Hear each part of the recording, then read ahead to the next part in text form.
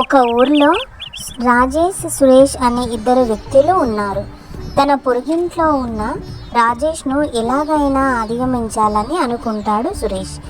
తెలివితేటల్లోనూ, ఆస్తిపాస్తుల్లోనూ, మంచితనంలోనూ, పరోపకారం చేయడంలోనూ తనకంటే ఇంకెవ్వరు ఎక్కువగా ఉండకూడదని అతను ప్రయత్నిస్తూ ఉంటాడు.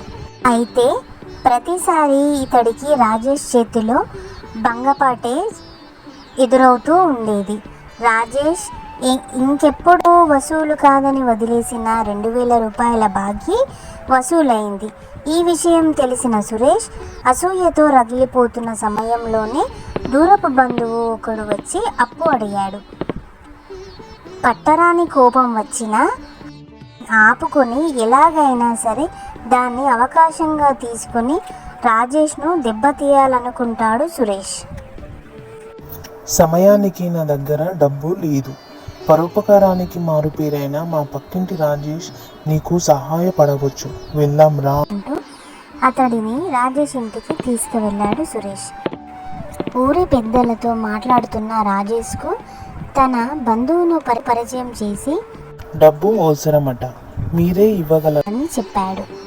ఇంతలో సురేష్ బంధువు రాజేష్తో మాట్లాడుతూ, మీరు నాకు అప్పు ఇవ్వలేకపోతే నా ఇంకా కోతకు కూడా రాని వరి పంటను తన ఖాతాగా పెట్టుకొని ఇవ్వండి, చాలా అవసరం అన్నాడు.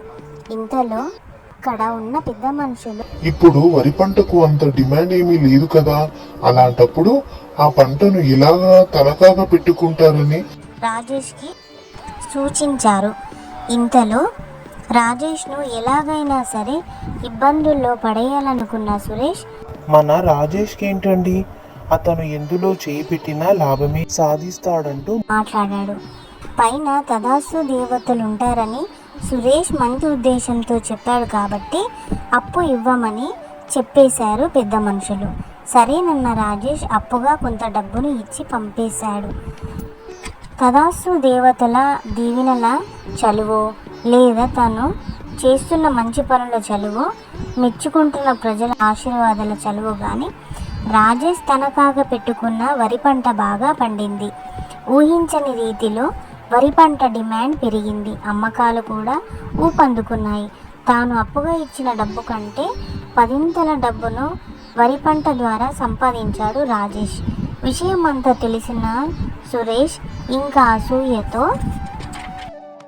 రగిలిపోతూ, అరే ఎంత పని చేశాను, పంటను నేనే పెట్టుకొని ఉంటే మంచి పేరుకు మంచి పేరు, డబ్బుకు డబ్బు వచ్చి ఉండేవి, అన్నింటినీ పోగొట్టుకున్నాను కదా అనుకున్న సురేష్ ప్రతి క్షణం కుమిలిపోతూ కాలం వెళ్ళదీయసాగాడు. కాబట్టి పిల్లలు పక్క వ్యక్తి అభివృద్ధి చెందుతూ ఉంటే రోజు రోజుకు ఎదిగిపోతుంటే అందుకు కుమిలిపోవడం, అసూయతో రగిలిపోవడం కాకుండా మనం కూడా అభివృద్ధి చెందడానికి ప్రయత్నించాలి. ఈ కథ ద్వారా అర్థమైంది కదూ.